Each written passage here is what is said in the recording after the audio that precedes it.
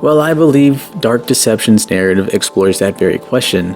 What if you lived a lifetime full of sin, mistakes, and things that haunt your very dreams?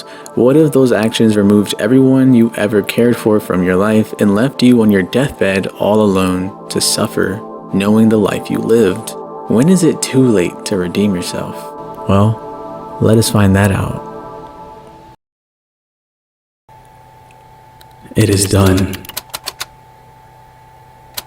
Now my fate lies in darkness.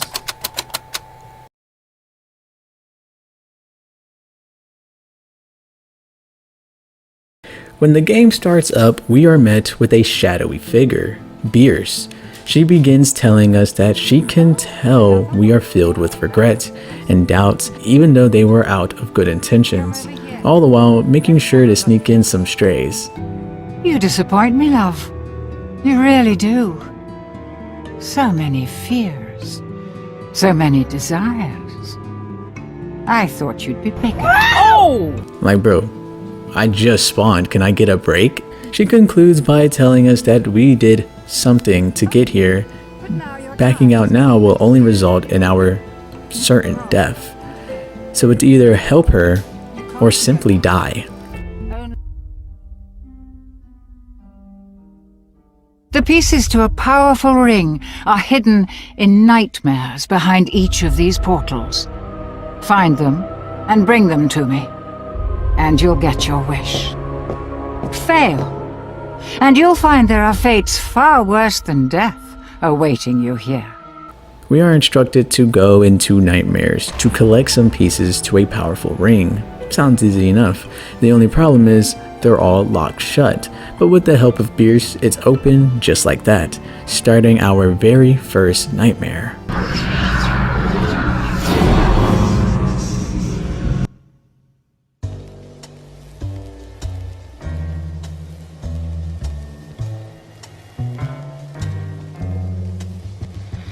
What a charming little hotel. Bring back any memories? Beers makes an off comment asking us if this brings back any memories. It's not exactly what I was expecting. It's not very nightmarish, but instead seems to be a normal looking hotel. Normal until you start reading the signs. Nothing like a little breakfast and murder. Moving forward, we pass through a door and end up staring at a monkey's silhouette until... I'm sorry, what the fuck was that? Shit sounded like you had just stepped on a loaned Lego piece or a thumbtack. What the... Anywho, we enter into the elevator and are told to collect these purple shards known as, well, soul shards, which are remnants of those who have met their end. And once collecting all of them, the ring piece will be ours. Seems simple enough. Here, you'll need this. It can detect each shard's location. It was left by the last guest to disappoint me here. A very clever girl. I wonder how many people there were before us, though it's time to start collecting. And Beers was not lying. The monsters are hot on our tail, scaring the shit out of me.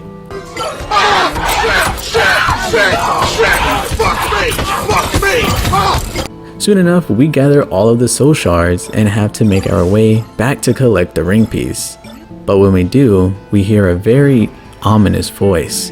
Beers panics and says he knows that we're here now and we must leave. As we run for our lives, monkey business just has to get one more stupid ass monkey screech in. No escape for you, mortal.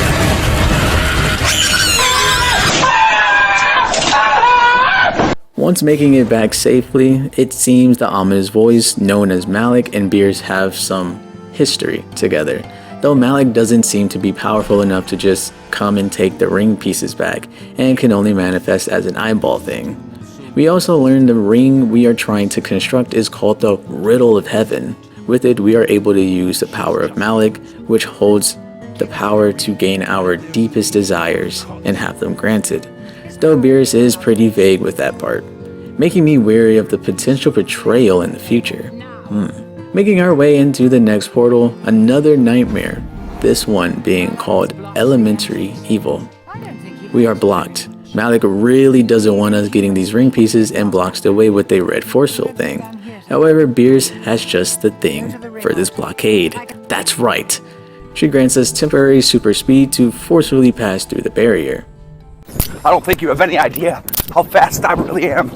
I'm fast as fuck, boy.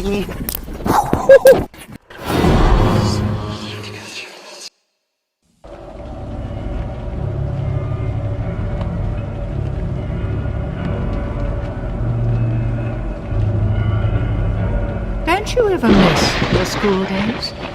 After all, it was the last time you were innocent. This time we are transported to a school, and Beers once again drops strays directed to the protagonist, saying how during our school years was probably the last time we were ever innocent. So maybe our dude really isn't a good guy after all. Coming to an auditorium, we are welcomed by this. During this section in the game, we get hints towards our character and the monsters themselves. These are nightmares. But to whom? Well, I'm crafting up a theory that every single nightmare we're going to go into probably is directed to our main character. Firstly, the hotels seem to be tied to us. Maybe we were unfaithful, or maybe we even killed someone within a hotel and tried to hide it. Secondly, now at school, maybe when we were younger we were bullied, or maybe when we were younger we were bullied by children, and maybe that guilt is represented by this monster, who is very obviously a bully. But also this monster seems to be tied to Beerus as well, considering she knows the girl is buried somewhere underneath an unmarked grave. Once collecting the ring piece, Malik and the little girl turn up the heat a bit and trap us in a room until Beerus finally gets it open.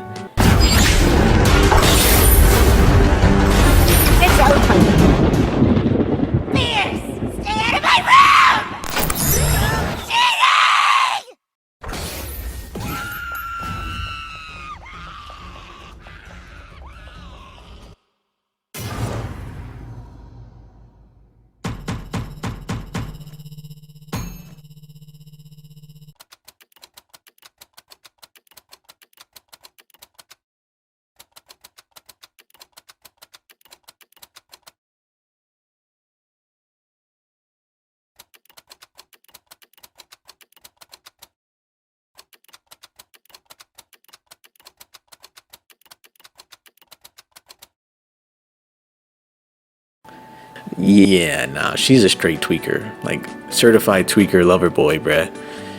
Also, daughter? Did the protagonist kill their own daughter? None of that really matters now as Beers readies us for another nightmare. This time around, it's pirates, and the path is blocked by yellow lava? Or maybe it's an acid pit, I'm actually not sure. But whatever it is, Beers gives us a warping ability that allows us to not fuck around and find out.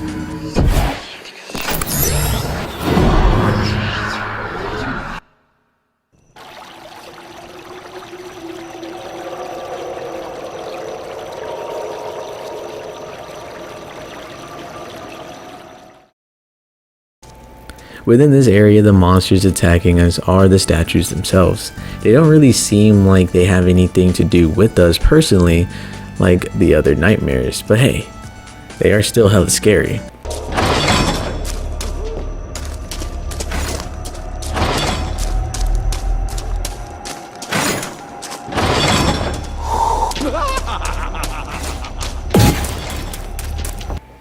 Once collecting all the shards in the courtyard, we are drawn into a mansion to collect the rest. Obviously, Malik does not like that and chases us once again. The idea is to avoid the translate. I thought we'd been over that. But finally, with the exaggerated swagger of a black man, the game archivist manages to escape once again.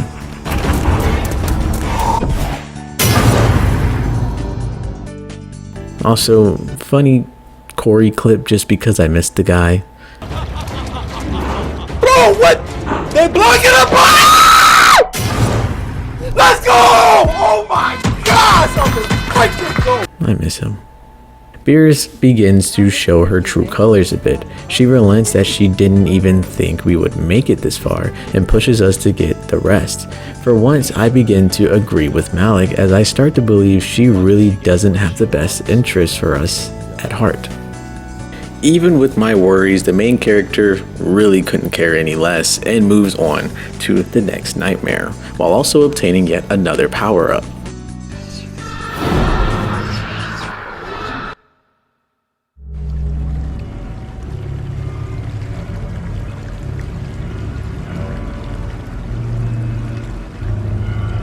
As soon as I saw the sewers, I knew it was going to be yet another dark and gritty environment where you can't see a thing, and your movements are being slowed by the water, in other words, a complete waste of time. But I couldn't have been further from the truth. Within each level, apparently there are secrets to be found, and on this one, the secret shines a bit of light on our daughter. Her pills aren't helping her at all. Her behavior keeps getting more extreme and irrational. It's a never-ending nightmare. She's going to be a mental mess, just like her mother. It feels like my world is going dark. A man can only take so much. I really don't care what people think of me. Those two don't know how to be happy, and they're sucking the joy out of my life. Whatever her mother and I had is dead. I need to break free while I still can. I've got plenty of money. I've got a great career. I can start over. I can do it right this time. I still need to do something about them though. No way I'm letting her take me for half. She'll use the defective kid to bleed money out of me forever. I want to be free of them. And I want to forget they exist as soon as possible. Thankfully, she's not very bright. There might be a way. The patient, Tammy Hauser, is a 12-year-old Caucasian female living with her parents with a mental health history that dates back all the way to 1988. Patient was admitted by her father. The father says the daughter is prone to have random severe mood swings and panic attacks. He also states that she acts impulsively, exhibiting risky and dangerous behavior in order to gain his attention. He fears that she will continue to harm herself or eventually harm others. There is a history of mental illness on the mother's side as well. Patient's self-esteem appears low, anhedonia, sleep disturbance, does not appear to be eating well, lost in body weight, does not report change in energy, no reported changes in concentration or memory. Patient does exhibit signs of depression and anxiety. When asked about her father, she is convinced that he is ignoring her and is obsessed with his legal career. She believes that he wishes she didn't exist. Patient bears marks of past self-harm with scars on her left arm, sending recommendation that she is potentially suffering from early bipolar disorder, advising further tests and observation. Medication will be prescribed for depression and anxiety. I'll start with oxcarbazepine.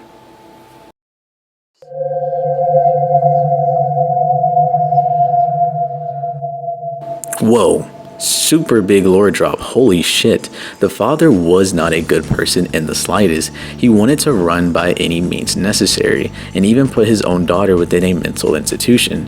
However, it seems he regrets his actions greatly and may even be going through the pits of hell to save his daughter. But that begs the question, what did he do to the mother and daughter to feel responsible for their apparent deaths? And why does he only wish to save his daughter Tammy? Well, back to it. Let's get those soul shards. The sewers are riddled with fake and real rubber duckies. Luckily for us, Bierce gave us the ability to see which is real and which is just pretending. So as long as we don't get too close, we should be able to be fine. Painstakingly going through all the sewers, we collect all the soul shards and is confronted by Malik himself, and sends a big rubber ducky with way too many hands to count our way. A boss battle ensues as he runs away from this small rubber ducky and crank this device in the middle of the room. You've got to repeat this process time and time again until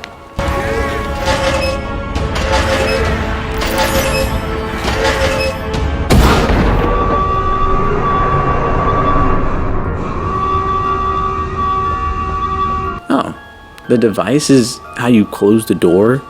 Well, that's just stupid, Malik. Why would you leave the key to escape in the middle of the room for us to use? Once making our way to the exit, of course things can never be that easy. Teleporting through some rubber duckies and getting jump scared by one last one, we finally make our escape.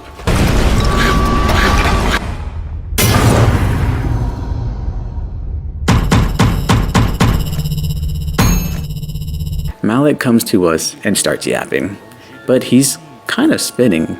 He tells us that each ring that Beers gets, she becomes more and more powerful, and then he asks us a very important question. What do we think she's going to do with us when she's powerful enough to not even need our help anymore? Then alludes to the event of the past where the last person that trusted Beers befallen a fate worse than death. Oh yeah, and before we move on to our next nightmare, remember how most of the nightmares string from the past or maybe fears that the daughter may have had? Well, remember this nightmare was all about rubber duckies, and when we found the extra secret, it stated, "Remember the ugly ducky," making me wonder if the father somehow killed the daughter by accident via bathtub or, I don't know. Just a thought. I really am just throwing things out there, but that's kind of the vibe that I was getting, that the rubber duckies allude to maybe something the daughter owned or maybe something that the father is starting to remember. And it could be a singular item that was left at the crime scene if the father did indeed drown his daughter. We need to collect yet another ring piece, and it's looking like we'll be dealing with clowns this time around. Great. Beers gives us another ability to help us deal with the nightmares, this one being called Primal Fear, which makes the monsters scared of us for a time.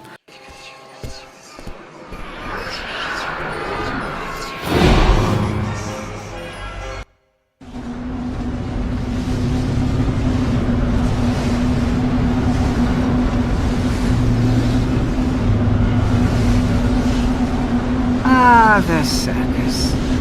Those were pretty popular in my day. Such talent and showmanship. As a girl, the performers never failed to fill me with wonder. Watching them, I wanted to become a star, too. Beers tells us a little about her past. She exclaims that she loved the carnival as a child and always wanted to be a star. Again, our main character has to run through the nightmares collecting soul shards and trying to survive.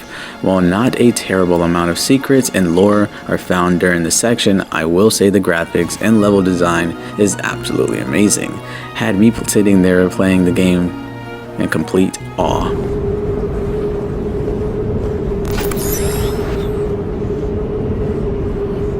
Are you prone to motion sickness? I hope not, because there's plenty more of this here.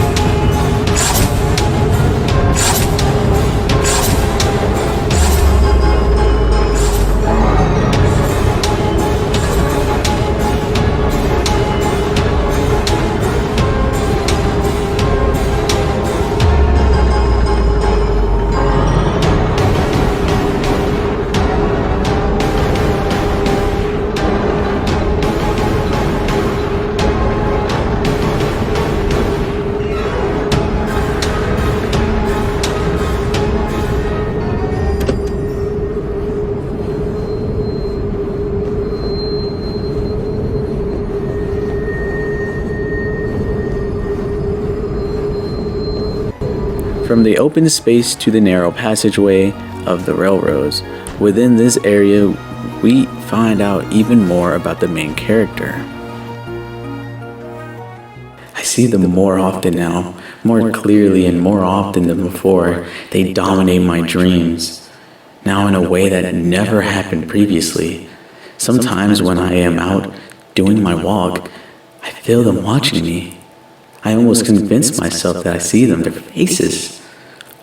Hidden in the crowd of people, for a moment I find myself wishing so much for it to be true. However, I doubt they'd be happy to see me though. I spent another Friday night with the group. It went about as well as it usually does. They are good people, all of them, but I don't think they will ever be able to help me. Faith and power of the Holy Spirit have a profound impact on some, but for me, they are just words that ring hollow. I've taken the pills to forget. I've prayed to forget. I've gone to group meetings and therapy. I've done countless amounts of charity and community work, but it never feels like enough. I still feel so empty. Maybe I'm just wasting my time, or maybe I'm just slowly going mad. I just wish there was a way to see them just one more time.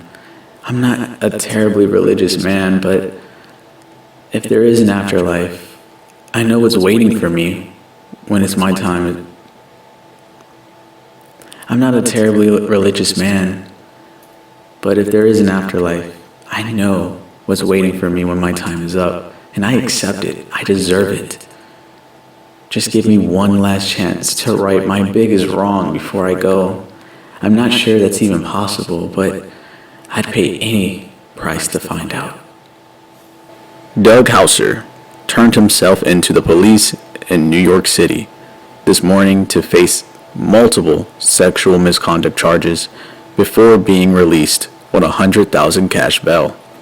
The disgraced defense attorney was carrying an 8,000X in a newspaper as he got out of the luxurious black USV and walked past the swarm of TV cameras and reporters and through the front door of the New York City Police Department, first president in Manhattan, this morning. He was subsequently arrested, processed, and charged with criminal sex act, sex abuse, and sexual misconduct for alleged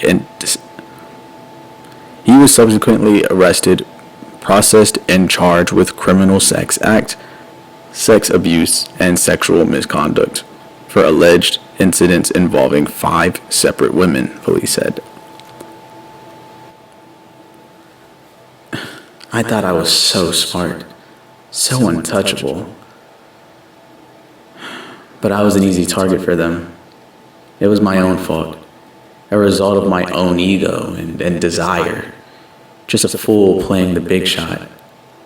They loved what they could take from me, but they never had love for me. Not like you both did. So, our name's Doug Hauser. He apparently succeeded in getting away from his family, but was instead used and thrown out by the women he was interested in. Now on this deathbed, he wants to right his wrongs. Well, we can't think too hard on it right now because again, Malik shows his face and sends his army of clowns at Doug. After enough running around and bumping the hands of the clowns, Malik tries one last time in capturing us by getting his ankles absolutely fucking snatched. And we make our escape.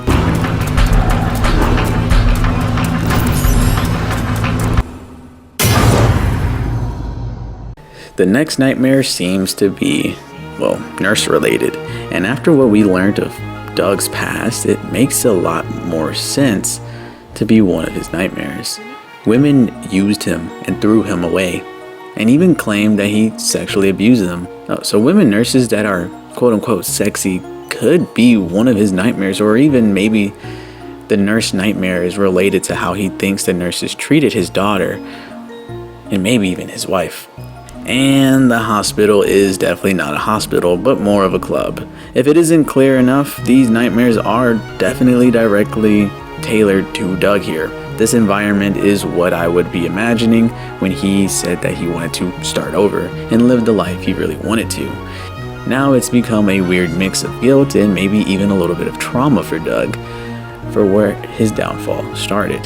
Anyway, Doug makes his way through the stage and walks towards the receptionist. Harley Quinn reminds us how broken we are and how Lord Malik is the only person who can heal our broken soul, and then decides to just T-pose out of nowhere. Also, she refers to Beerus as the deal breaker, and even Malik before this mentioned something about a deal being broken between the two. So maybe Beerus broke this deal, and that's why she's been trapped in that little pocket dimension. Maybe. Moving forward, Doug definitely loved his strip clubs. Just a pretty good guess. I mean, how am I supposed to know? The nurse lady runs different tests on Doug, and each test seems like it's meant to kill him. Doug finally gets the message and tries to escape, pissing off the nurses and finally getting the level started. The nurses can cloak, so the real trouble here is knowing when and where they'll be. Lucky for Doug, they love screaming their attack before actually attacking, allowing Doug to collect all 336 soul shards and to take a quick joyride to another section of the hospital. Though that was only half, Doug still needs to collect 342 more. And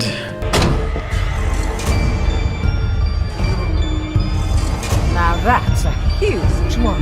Now... Wait, did you hear something? What you looking at? See anything you like? Look out! Say goodnight! Wake up, you idiot! well shit, Doug got caught and is put into a cell to be crushed to death. Luckily, Doug breaks out of the cell in time and resumes his objective. After lots of juking and lots of dying, Doug does get the remaining soul shards and makes his way to the ring altar to collect it, though things can never be that easy. Oh my god, what is that? Oh my god! What is that? Lord Malik is on his way here now, mortal. However, this will be over long before he arrives. Yeah, it turns into a goddamn Fast and Furious action scene as Doug has to fight off nurses, teleport to different ambulances, and take down the giant nurse. And she totally eats shit.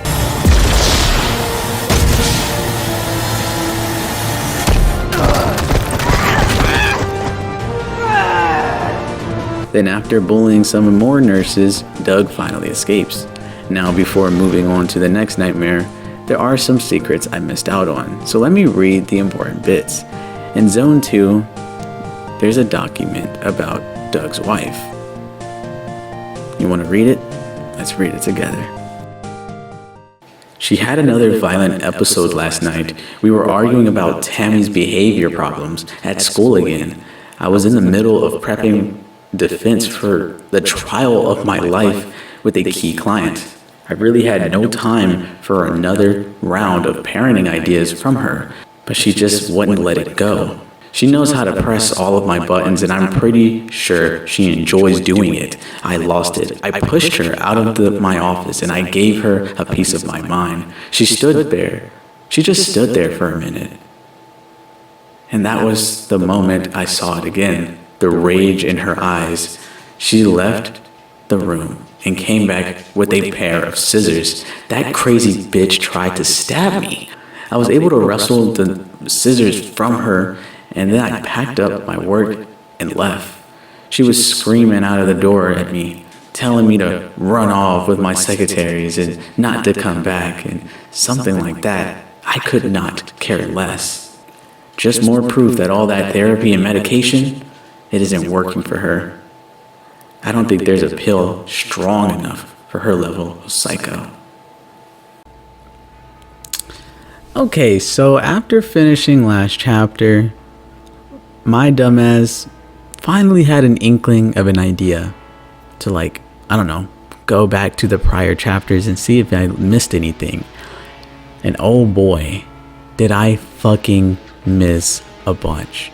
There were mysterious messages left behind the person before us, labeled E. There were things that Beerus had done that we didn't even understand. There were extra ideas implanted, and obviously illustrations, letters, everything. How do we miss all of this? I don't know, but I'm glad as hell that we recapped it, or I'm glad as hell that we caught it.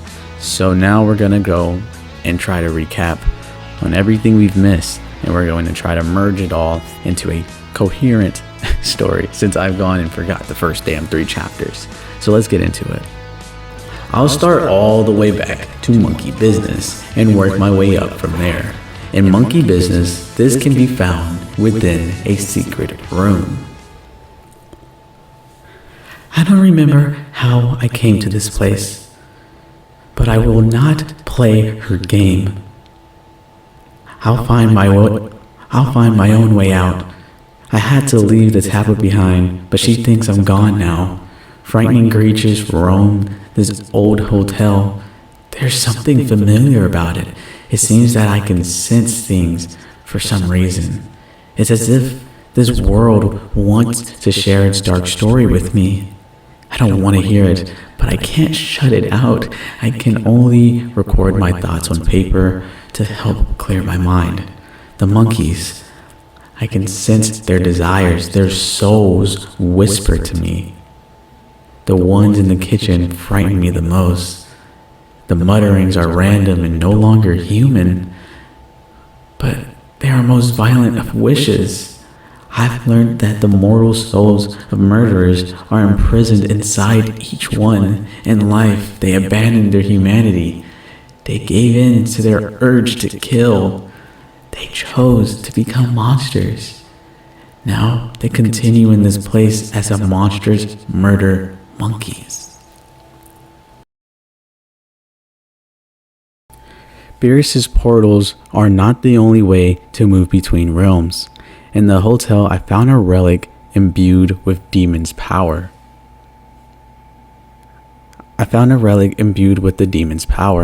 It whispered its location to me. I'm not sure why it was there, but as long as I have it, I won't need the ring pieces. I could never get past the creatures that guard them anyway. Who would be suicidal enough to even try? The relic is not powerful, but it allows me to walk through the shadows like he does. However, it only takes me to places where he has been. I try to keep my distance from him when he appears. If he discovers me, my fate will be sealed. Now his path has led me to some sort of school. At least it looks like one. It's not like the hotel. It's much worse, as since there is only one voice here, and it's terrifying. Her appearance is that of a child, but that is no child. It didn't take long to discover that I could see her. She purposely let me look deeper. I wish that I had not, because what I saw was unbearable. Sometimes something so horrible happens to a child that their soul becomes corrupted by rage and sadness. When that happens, an evil child spirit is born from that suffering. This one's name is Agatha. The pain and suffering of this child is a pain that she has forever tied to. She knew what my reaction would be. She is feeding on it. She is toying with me. I can hear her coming.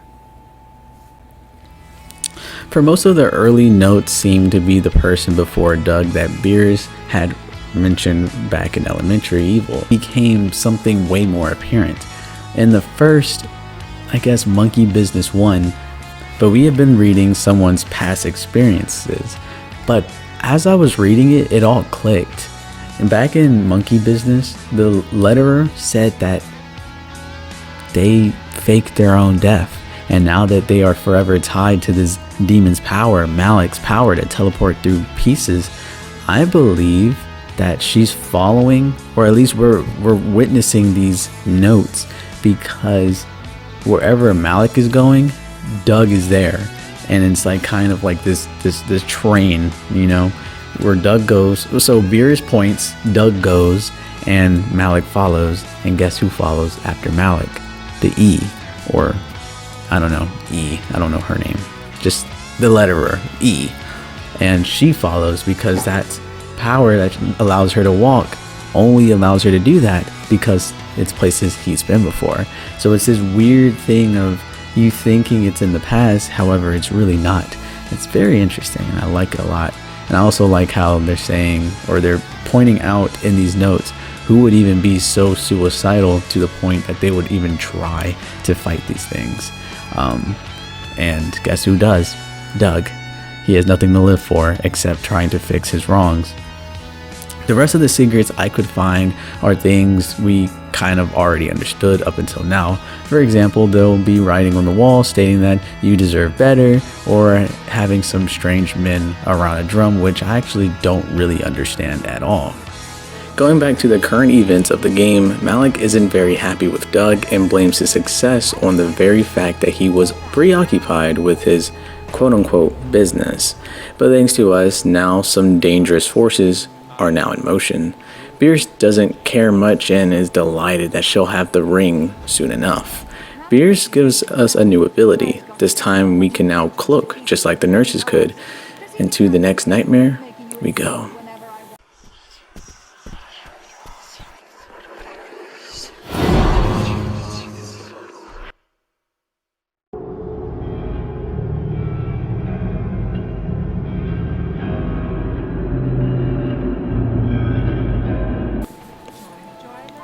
Starting off, the place is called Joy Land, but doesn't look very joyous.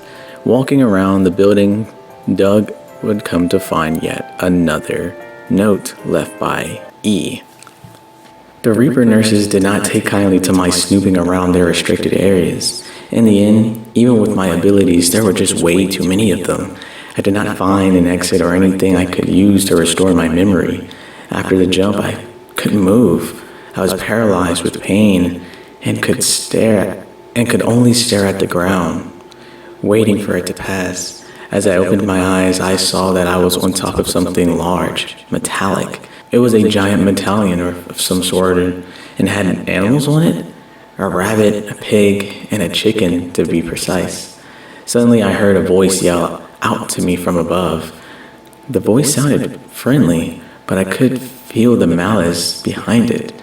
I staggered to my feet and looked up. Before me was a massive castle facade. It was like something out of an amusement park. A large yellow rabbit was dancing on a platform above the drawbridge gate. It looked like some sort of twisted mascot. I could immediately tell that this one is different from the others. It was a killing machine, one built purely for violence and chaos. There was a soul of some sort inside the machine, but it wasn't human. I tried to run from the rabbit, but I didn't get very far. I was stopped by another mascot, a pig. It attacked me and missed, obliterating the side of the castle wall in the process and leaving a large hole. In a blind panic, I tried to use the relic to escape, but the rabbit grabbed me violently from behind and lifted me up by the throat, strangling me in the air while laughing manically. It took a loose brick to the face to startle it enough and allow me to break free. My landing was not a soft one. I landed sideways on the sharp rubble and barbed wire of the brick wall, severely wounding me. I barely escaped by rolling into the water below before the rabbit could grab me. The rabbit screamed profanities and threw bricks at me as I disappeared into the cold water. At that moment, I felt myself drifting away and my remaining consciousness fading. I no longer even felt the need to breathe.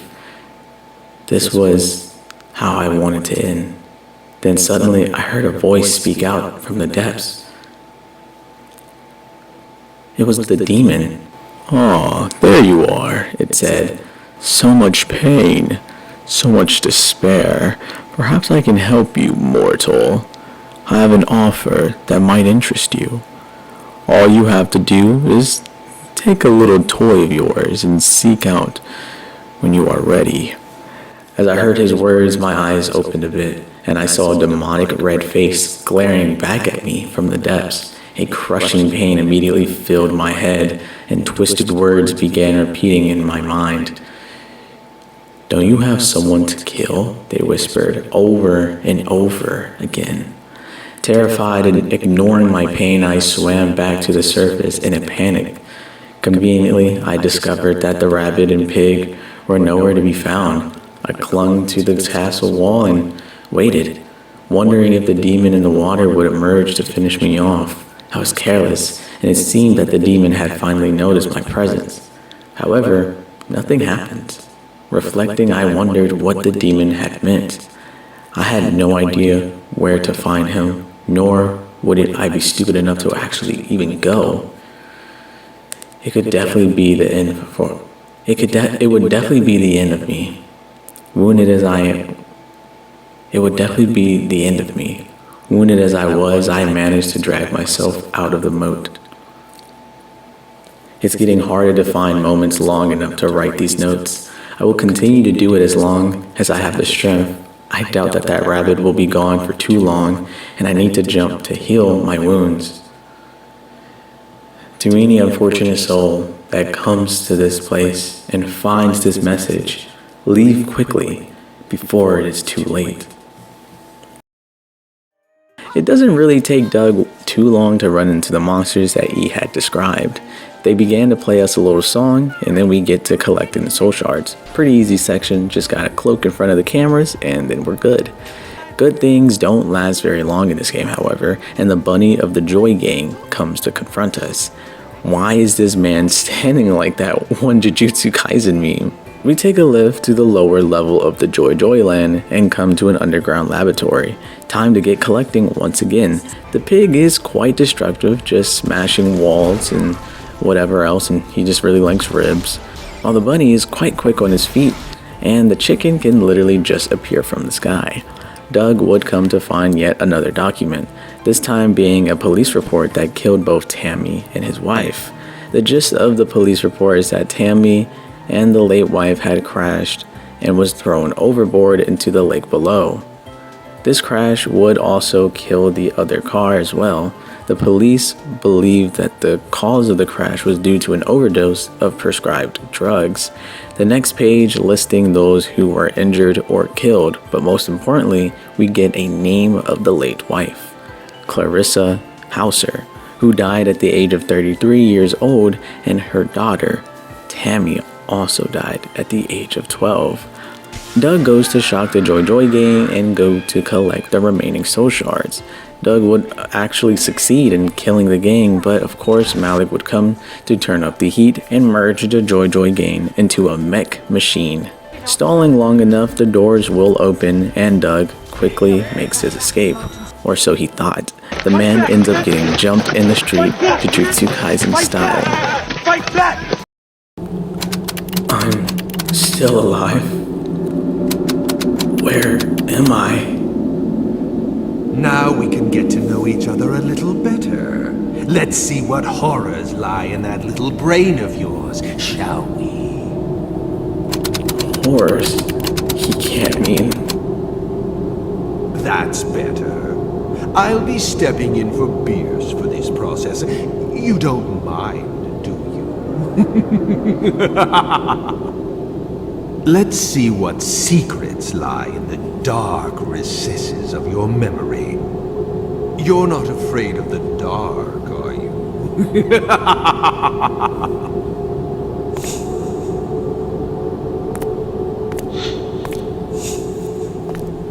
Keep going. We're not done yet.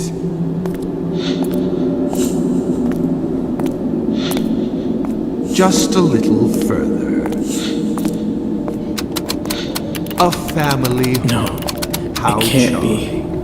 Who's the cowering little girl? Your daughter. How interesting. Not the daughter you wanted, though. A defect. Damaged. The same as her mother. I am getting sick of her public meltdowns. Why am I always being called out of work to deal with her, huh? From now on, You deal with her! Deal with her? When do you ever do that? She's your daughter, you jerk. You don't spend any time with her. She's autistic and needs attention from a loving father. You don't even give her the bare minimum. We both know she got it from you. You're the bipolar mess, and you passed it on to our kid. Are you happy? If I'd have known how messed up you were, I'd have never married you. Joke's on me, I guess. Here we go again. Yep, that's all you ever say. Yeah, I know what you think of me. Sorry to ruin your life. All you really need is your money and your secretaries, right? Here we go again. Why can't you just be normal? You pretend we don't even exist. Even if you hate me now, Tammy needs you, and all you care about is your stupid work. Tammy could drop dead, and you wouldn't even notice. What kind of man are you? All I know is, you two are sucking the joy out of my life. Sick of it. I don't need this garbage every single day.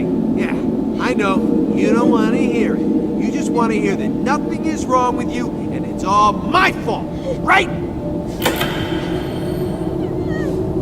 They really killed the joy in your life, didn't they? That must have been a terrible burden for you. Tammy, I'm sorry. I could never love you unconditionally. I'm sorry those were the last words you heard from me.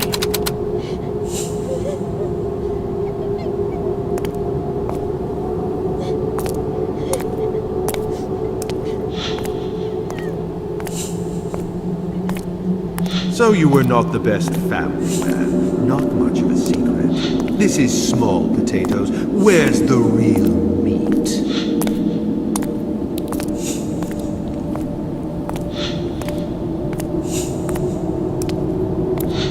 When are you going to deal with your wife? Look, I said I'd take care of it. She's an idiot. I will get her out of the picture one way or the other. Just trust me and be patient, okay? Don't do anything stupid. Your daughter is going to hate me though, right? That's going to be really awkward. Does she have to live with us? Tammy is not the problem. Yeah, she's a messed up kid, but she won't get in the way. See, she's at that age where she doesn't like her mother all that much either. She'll side with me. I hope you're right. I'm getting tired of waiting for you to keep your word. Remember, you promised me. Oh yeah? Well, how's that new car treating you? Just like I promised, right? So, I'll meet you at 8 tonight. Elise thinks I'm going out of town for a conference for 3 days. Okay, but don't expect any monkey business in some hotel afterwards. You owe me a nice night out. Till death do you part, eh? So much for wedding vows. I can't say I blame you. They were all upgrades, weren't they? There's no shame in indulging yourself. You only live once. That's not who I am anymore. He's reading my memories. I have to escape before he finds out too much.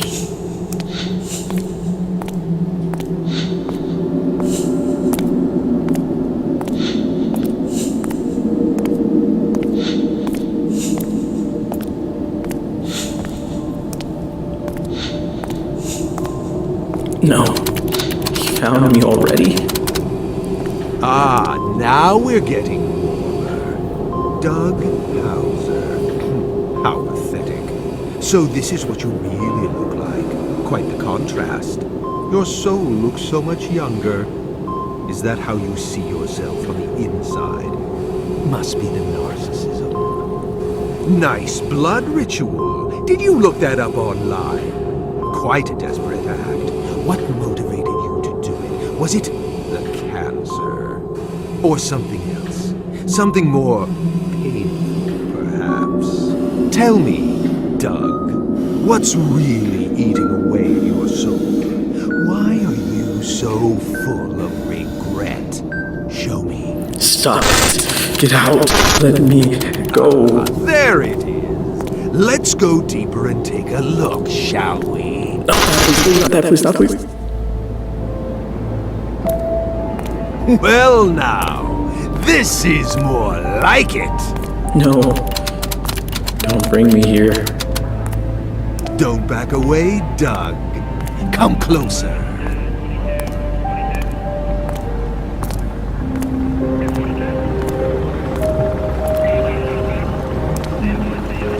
What's down there in the water, Doug? A car? Is that them? Is that your family? How tragic. But why would you feel regret for that? You hated them, didn't you? Accidents do happen. You can't blame yourself for that. Unless... Was it really an accident? Did you have something to do with it, Doug? What did you do? It's time to wake up, Tammy. Your dear father has come all this way to see you. Ah, there she is. Ooh, I can see why you were so disappointed in her. Not much to look at. Below average in almost every way. Must have been embarrassing to call such a disappointing girl your daughter. After all, a man as great and accomplished as yourself deserved better. No. Am I wrong? What do you think, Tam?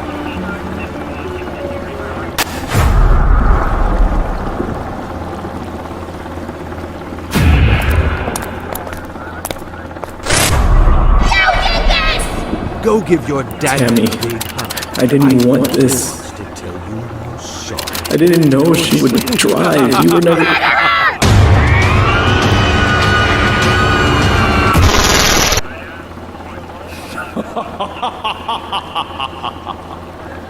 You're my puppet. After poking into Doug's memories and thoroughly breaking him, Malik marks us with some kind of control spell and sends us on our merry way. Bierce's greed gets the better of her. She accepts Doug with open arms and tells us to go and fetch the remaining ring pieces. However, whatever Malik did to us deactivates all the portals we've done thus far. Of course, Bierce blames us as if she isn't the one who was so willing to ignore the obvious, and Malik makes sure to deal with her swiftly. What are you laughing about?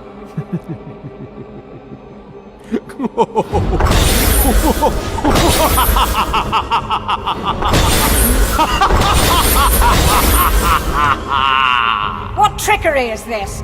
What's the matter, Bierce? Don't lose your confidence so quickly. It doesn't matter how many clones you make. I'll destroy them all. I'm too powerful. Stop now, Malik. I've beaten you.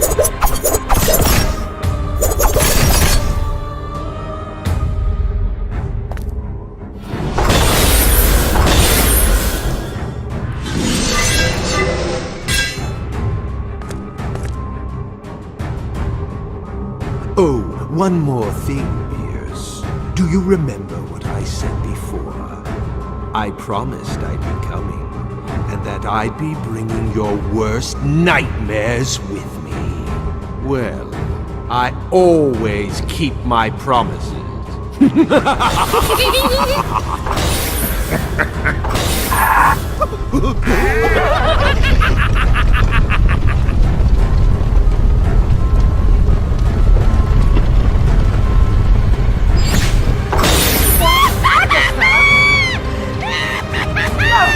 Get off me, you little brat! Don't you dare touch me!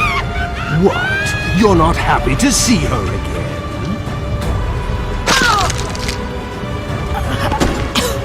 Aw, does it hurt, Biercey?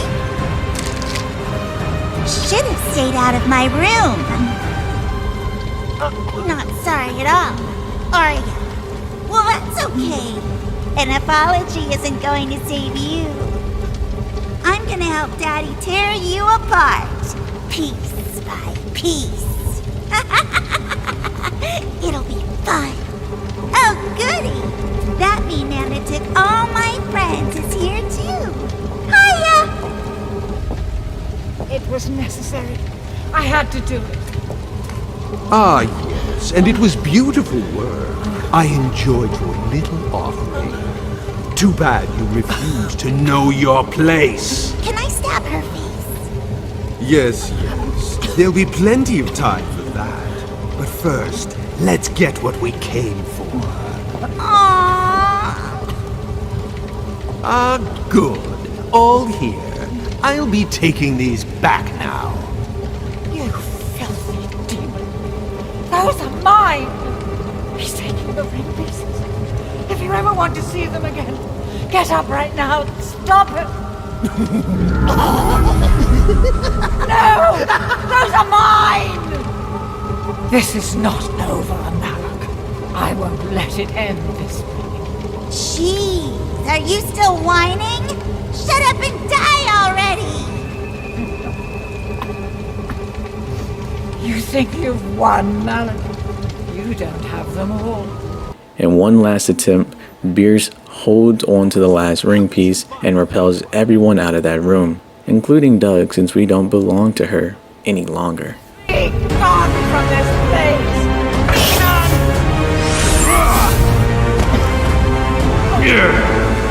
You're only delaying the inevitable, Beers. The outcome has not changed, and the ring pieces are coming with me.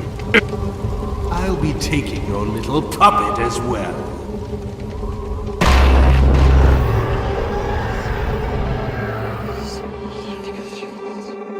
Malak tosses us into a dark dimension and explains his relationship with Beers.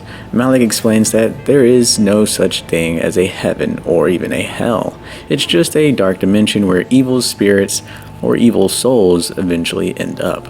Malak is an elite demon who has been building up an army of mortal souls to combat his rivals, and Beers was one such soul. Beers, about maybe 100 years ago, wanted to become a movie star and wanted to be famous and made a deal with the devil. Fame for her soul.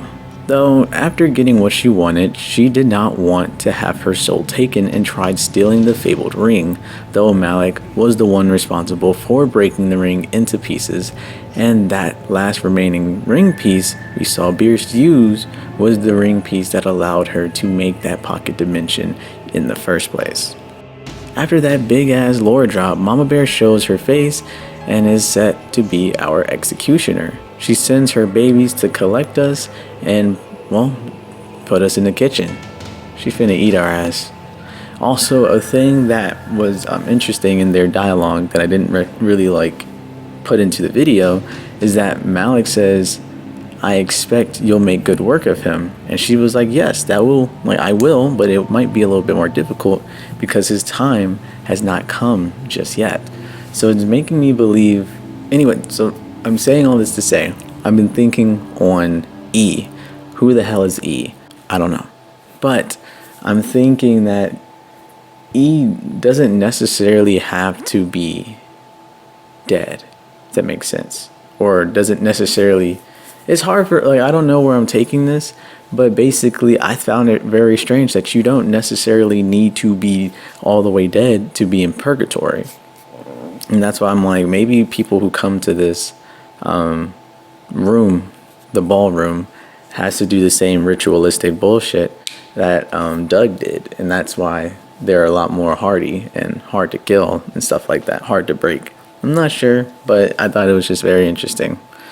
But before they could even do that, a mysterious voice comes to our aid, saying that our time has not yet come. Doug follows this mysterious voice throughout the cabin, collecting the remaining soul shards, though Doug has to be very sneaky because he does not have any of the abilities that he used to have. Thanks to the fact that Malak can see everything we see, Mama Bear and her babies aren't hot on our trail. But one by one we managed to collect the powers that Beers granted us. Somehow, some way, Doug runs from the Mama Bear and her babies into a nearby cave, where they chase him, but he uses Primal Fear just in time. Eventually, Doug would come to have collected his magnetic, cloaking, and Primal Fear abilities before becoming cornered by Mama Bear, and a battle ensues where Doug just throws rocks at her forehead until she stops moving. simply refuse to... Finally, Malik tries to come to an agreement. He says that he'll fulfill Doug's wishes to become young again, to be rich, and to have a wife and a daughter that he always wished for. You know, to be normal. But Malik fails to understand that at this point, Doug is a changed man. He doesn't want any of those things anymore. Doug wants to try and right his wrongs, even if that costs his own life. After collecting all the soul shards, ring pieces, and power-ups, Doug comes to a final note. My arms is burning from the last jump, but my other wounds are, well, fully healed. I can move reasonably well again. Whatever the demon did to my head has awoken some memories. I'm having glimpses of what I think is my past. Images with no immediate meaning flash in my head. A handsome man, some lively friends, walking along the beach, a child, and even a bridge. I can't put them together just yet, but I feel it's just a matter of time. If I can stay alive, I'm in some sort of cavern system now. The darkness here is overwhelming. So many voices are speaking to me all at once. So many souls have perished here. I'm struggling to block out their screams. This place is some sort of feeding ground. No, that's not right. It's an execution site.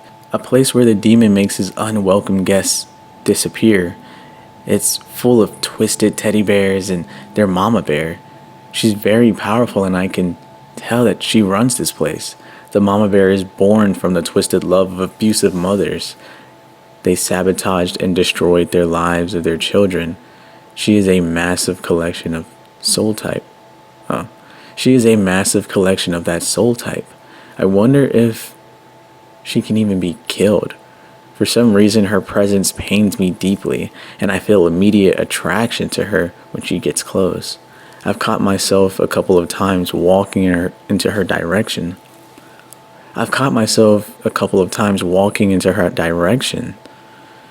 Almost in a trance. The subconscious attraction frightens me more than the creatures I've encountered.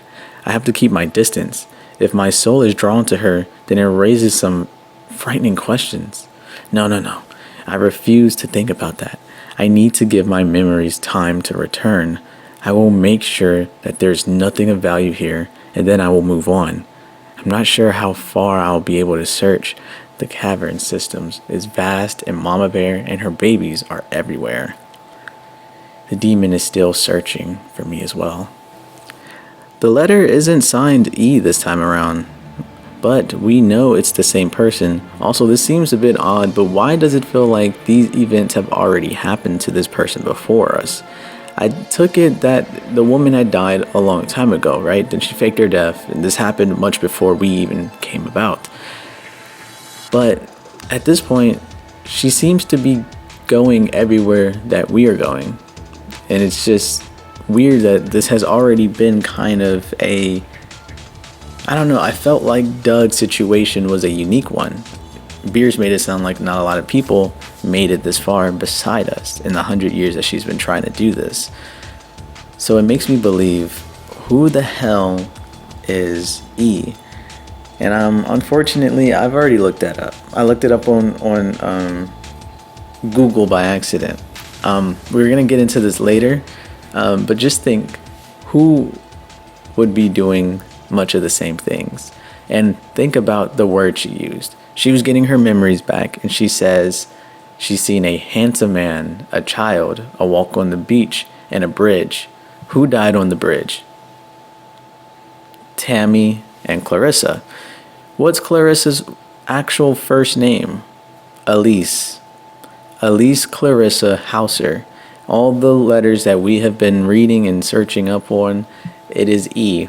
Now it begs the question, is she still alive? Is she in a similar purgatory state that Doug is in? And if not, why is she here? Because in our head, or in what we've known so far, is that Doug Hauser actually killed his children and wife by accident, or maybe on purpose, but by accident mostly, a long time ago. That he lived a full life. where he tried to become spiritual, religious. He tried to go into community service and community work, and it sounded like a lot happened for like at least 30 years. So it makes you wonder, okay, if Doug took all of this time to get here, then why is it that he's reading up almost simultaneously at the same time? Like, why is his journey paralleling with his wife that had died 30 years prior? We have questions, but let us finish the story first and we can get into it. The mysterious voice breaks the mark that had a hold on us, and the mama bear does a perfect front flip into a battery acid and tries to stop us for the last time. Of course, Doug defeats her and makes his way into the portal. However, Bierce doesn't open it right away. As Mama Bear closes the distance, the mysterious voice is actually the one to open it, aiding our escape into the pocket dimension. When coming back, Bierce can no longer hide behind her lies. She tells us the full truth about why she did it. She came up in a time that was especially cruel and starved for stardom. She says that she isn't proud of what she did, but she can't change it either, and wants to save our soul and her soul, and promises that this time she'll actually work together with Doug to get him out of here. And that's the end.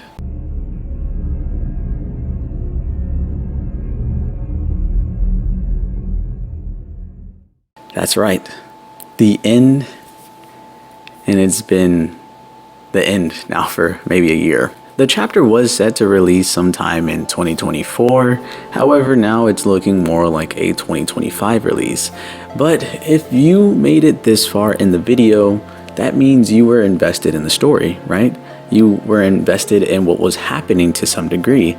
It really doesn't matter about the production or the release dates. We all know how much of a bummer it is for us to really want to see something continue and having to wait.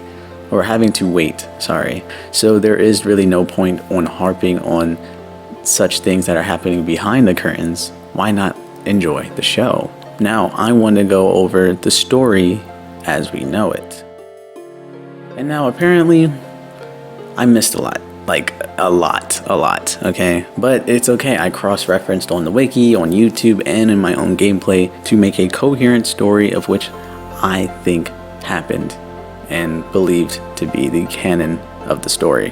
What started off as a Pac-Man look-alike horror video game quickly became a story of untreated mental illness, generational trauma, lustful greediness, and redemption. Doug was a troubled individual, and I don't mean in his adult years, no. It began early in his adolescence. In 1955, Doug was born into the Hauser family, though it would seem that Mr. and Mrs. Hauser did not get along very well, and there may have even been domestic abuse towards Mrs. Hauser. 8 years later, the mother of Doug began to see her son reminding her more and more of her abusive husband. The day before, he had accidentally broken one of the glasses, and she punished him by locking him within a dark closet for several hours. This very action would begin a snowfall effect. Things only got worse for the young Doug until finally she snapped. She began to resent the boy, her marriage, and the fact that she is the one who has to take care of Doug all alone. But instead of just abandoning him, she thought it would be more appropriate to make him suffer, just as she had. I mean, it was the boy's fault that things turned out the way they did.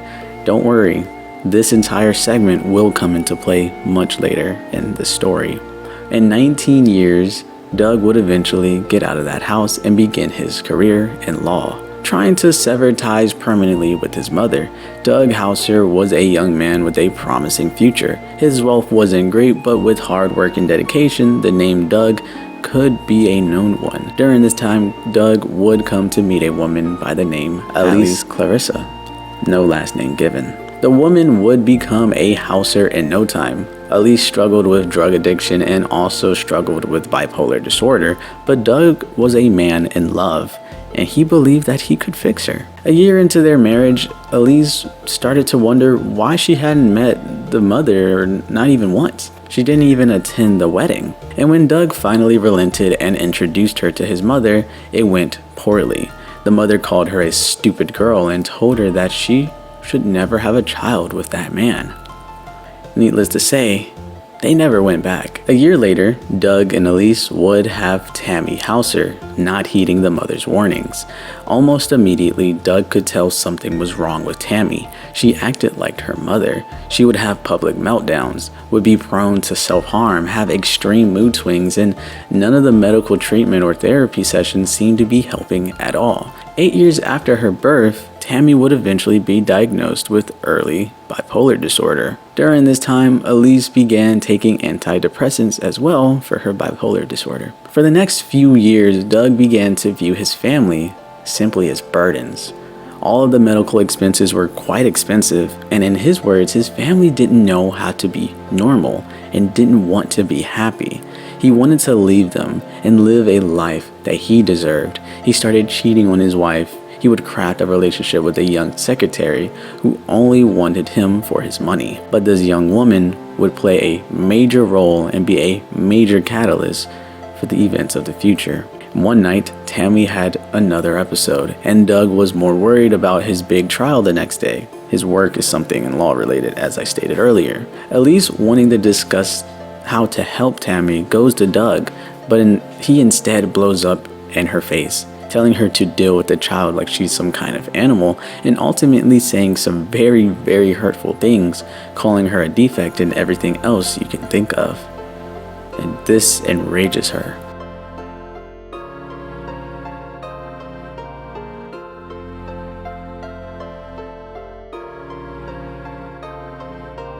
But he managed to wrestle her down and remove the scissors from her grasp, and then he left home.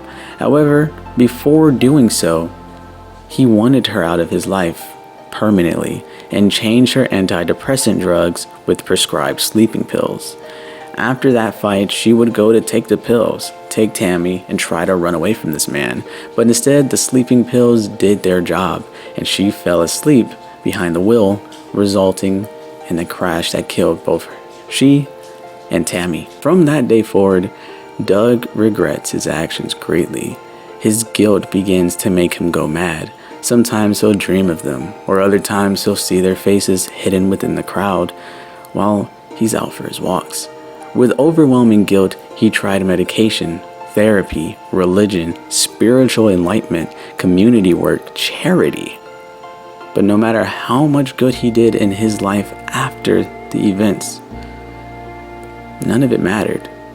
Doug would later turn himself in and developed severe cancer. And while on his deathbed, there was still one thing he could do. Doug still felt empty, and there was really only one way to put his mind at ease. He needed to make things right, no matter the cost. He would then awaken in Beerus's ballroom. And from that situation forward, we see the story as it unfolds. He comes in and he's there to do something, but he can't quite remember it. And then he goes through monkey business, then he goes to elementary evil, reading up on the notes that was left by E, his wife. And then he continues learning about his mistakes, what he's done, until finally Malik just shows him what he has become, what he did. And it breaks him. It breaks him, reforges what he needs to get done, and finally, he begins talking with Tammy in some form and capacity. But before we even get to Tammy in that chapter 5, or that 5th chapter, I would like to maybe talk about other things that I found very interesting in the story and in the monsters themselves, the environments, the settings. I think it's all beautifully done and it deserves to be really looked upon. So first things first, narratively, I absolutely love the incorporation of how the mother, the generational trauma from an abusive husband, right, goes to the wife then abuses the child then leaves and tries to gain a new life, but now he's too fucked up in the head and begins verbally and emotionally abusing his children. Maybe not physically harming them, but he might as well have been. He hurt them dearly. And I found that to be so interesting, that the mother of all people, seeing what this boy would become because of what she did. Maybe if the mother just showed him love and compassion, he would have never have thought so materialistically. He would have never yearned for a normal family. He would have loved whatever family he had gotten. But due to her selfishness and just hurt, she broke the boy, turned her little boy into a malice of a husband, just like her late husband. It's crazy, but I absolutely love that. Her telling her not to have a child with that man, and then she does, and things just escalate so progressively. It's so interesting, and I loved how they did that. Another thing that I want to get into, and I have a bunch of bullet points just out on the screen, so if I glance down, that's what I'm looking at. But first, what I want to tackle are the monsters and the characters and what they mean and how they could connect to one another. So in the beginning, what I like to do with these videos is that I actually do like to go into them blind, and then I write the script as I go. So sometimes I'll just throw out theories that are wildly wrong and has been proven wrong, but I still want to say it with my chest. But now that we're towards the end of the video and we have everything to our disposal, all the puzzle pieces in here, now I can tell you guys that my beginning theories, wrong, bro. My beginning theories were basically that Doug was going through these nightmares, and they were all tailored to him. So I was trying to be like, hey, maybe the hotel and monkey business was really just a glorified way of showing him where he killed his family. And then I'm like, elementary evil, maybe he was bullied as a child and now it's manifested in his guilt. And then it was like nurses, and then the pirates, and then it just kind of started getting a little stretching. I'm like, oh yeah, the nurses might be because he was sexually abusing people allegedly, and now he's fearing women, which could be true, but it's all disproven when you realize that Elise herself went through the same thing. She saw the monkey stuff. Why would she have any ties to that as well? And so I can throw that out there, but it brings in a new question as to why hotels? Why nurses? Why pirates? Why anything? Why what is the purpose of all of these things? Well, it's also shown throughout Elise's notes that she left behind. She can, for whatever reason, see what these creatures are. I believe Agatha is the one that really struck her hard. But before that, in Monkey Business, she shows up.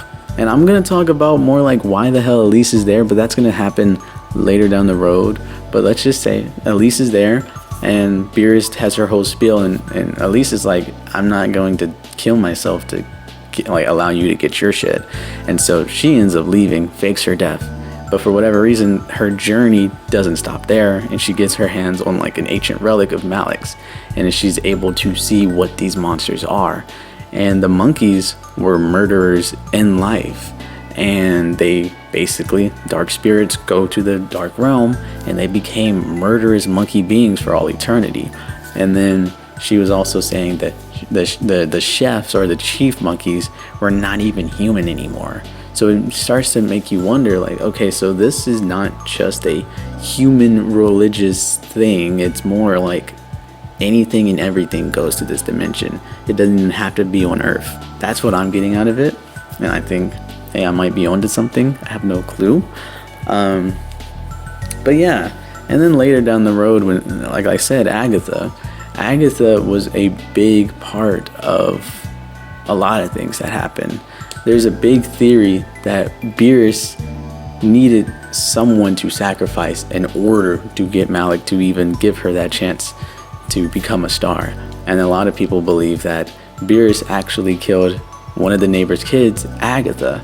And it's also later even solidified when Elise is like, whatever was in that child has been multiplied and deepened over centuries of hurt, hate, and pain, because normally with kids, for whatever reason, that pain and that manifests so much more deeply.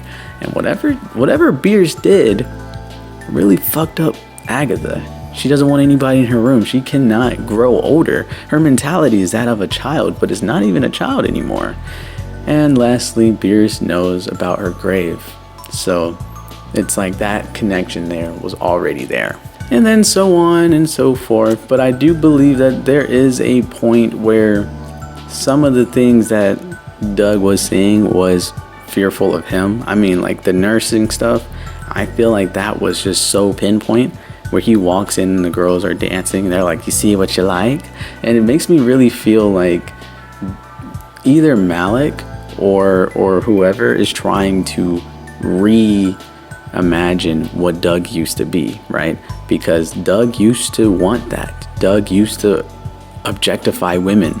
Doug used to want money. And even in the later half of the game, where Malik was like, oh my gosh, you look so young, but right here you look old and fucked up. Must because you're a narcissist. He might be right. Like, I'm not gonna lie to you. Like, don't get me wrong, I love this game, but Doug is a piece of shit. And you need to just get that in your brain before you even try to justify what he's been doing now. He already did what he did, and now he's trying to fix that wrong. And so I kind of really love that narrative. Now, another thing that I really want to get into is, well, Elise's messages and how and why. It may seem very simple. Oh, Elise was just the girl before him. But think about that. Think about that. Doug killed his wife and child years before the game's event. When I mean years, I mean years, bro. He was relatively young when they died. And when we see him, he's very old, extremely old. Like, he looks nothing like himself. And so it makes me wonder, why was it that Elise was the very person before him? It's hard for me to explain, but let me just backtrack, okay? What I find interesting is that she has an ancient device that allows her to go to different portals, just as Malik does.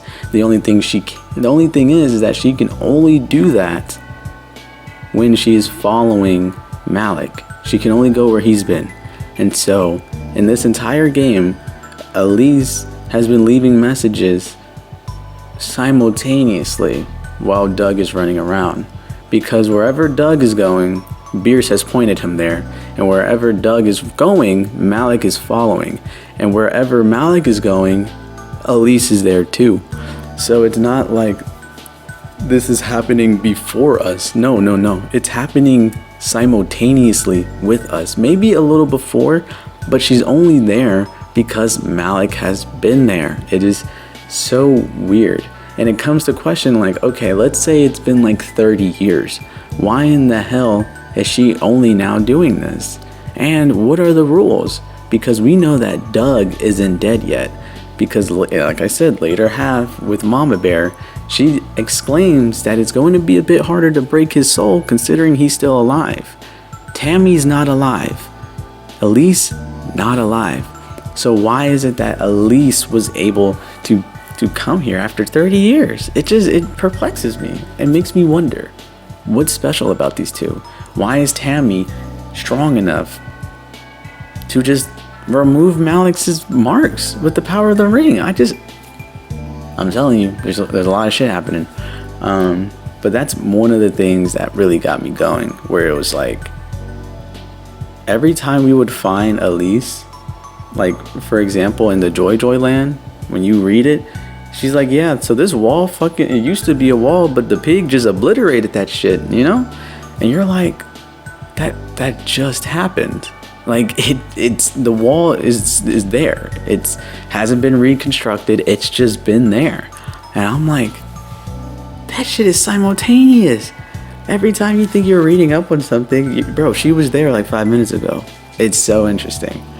Tammy being so powerful, no idea. I wish I knew. There's questions that I have that I want answered. Why is Tammy so strong? I feel like before when Malik showed Tammy, it was meant to fuck with Doug's head, right? But then when we've seen her, it's a stark contrast. It's very dark and malice and full of hate versus a beam of light that's guiding your way into safety. And you're just like, so which one's real and which one isn't? How much can we believe in Malik's, but Malik was going through I'm thinking about it right now. Malik was going through our memories. Therefore, Doug probably believes that's how Tammy views him. Very cool. Anywho, Beerus's time in the Great Depression. So, this story starts back way before the events of the game. It starts back with Malik and Beerus. And when Malik finally tells us what happened between the two, Beerus explains to us about why she did this. She was like, she grew up in a cruel time where things just, it was about survival. And so she desperately wanted stardom. She didn't want to live this life of pain and suffering. She wanted, like Doug, she wanted money. She wanted to live a life of happiness. So Doug and Beerus has that similarity in check. However, what the game doesn't explicitly say is that this was during the 1930s. If I'm not mistaken, 1929 is when the Great Depression really hit the US, and we can assume that these are all in the US, and if not, then this whole theory sucks. But Beerus was more than likely struggling through the Great Depression, was growing up during the Great Depression, so there probably was not a lot of food, not a lot of money, not a food, a lot of that shit. But what was interesting that I've learned in the past about the Great Depression is that there was virtually nothing to do during this time.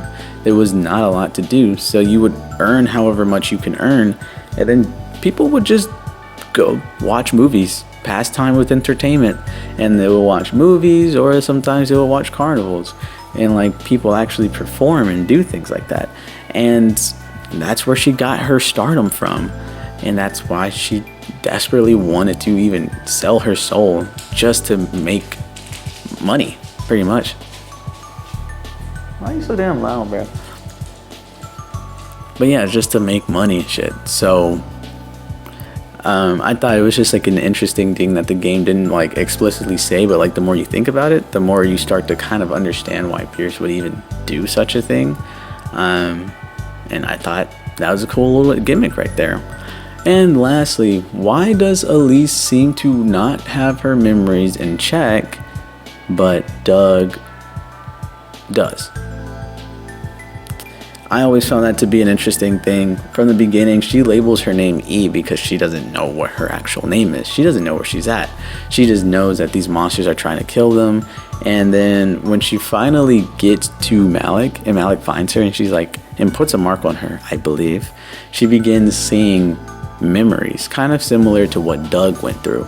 She starts seeing flashes of memories that don't make immediate sense, but may, if she if she stays alive long enough. And I always thought that was such an interesting gimmick, where it was just I don't know, I feel like the game is telling you something while not telling you something. I don't think you necessarily need to be dead in order to go into this place or become a monster, right? I think there is a way to enter purgatory without the need of signs, and I think that's what makes Doug so powerful, is that his soul is quite hard to break compared to someone who's already perished away. Not a lot of people go there for someone else. Everyone is trying to get the riddle of heaven because they want something that they want. Maybe when they're in purgatory, they want to live again. But with Doug, it's more so he just wants to see Tammy again. And so it makes him almost abnormal compared to everyone else. And I believe that's why Elise doesn't have her memories, but Doug seems to. But Doug also doesn't seem to have a full set on it. Doug remembers bits and pieces compared, because I remember where am I? How did I get here? Type stuff. But then he's fearing that Malik is opening up before he finds him. So it's he remembers He just doesn't want to remember. He's in like this weird limbo state of everyone else, they can remember. He just doesn't want to remember. It is so cool. But as I said, the game is pretty much incomplete in this very moment. People believe 2025 it'll come out. It's like goddamn Silk Song all over again. No idea, no clue. But what we have with this game so far is a very beautiful narrative, and it's really just creating the false protagonist archetype, if that's what it's called, where it's warning you to not be like this character. It is warning you of the dangers of greed, of the dangers of generational trauma, the greed of living without love. It can only ever be a cycle of pain. And I believe that is what the game is truly talking about. Also, yes, redemption being a big part of it. But I think what Dark Deception does very well in terms of its story is that it doesn't victimize Doug. It never makes you feel truly bad for Doug. It only makes you feel proud of him, because he is genuinely going through hell on earth to get back to his daughter. And we know what he's done. And even after I learned about what kind of man he was, I could only ever feel a little bit of proudness, for lack of better words, when I seen that of what he's doing. He's so pure that he wants to get to his daughter. That's why I like Dark Deception so much. And for the beginning of the video, when I said, can a good man have, or can an evil man have any good within him? I think Dark Deception answers that question, and I believe it is yes. But just because a bad person does good things doesn't erase the bad things you've done. You have to live with the consequences of your actions. It'll never go away. It'll never be the same. It'll never be better. But at least in your final moments before your inevitable death, maybe, just maybe, instead of destroying a life, you instead saved it.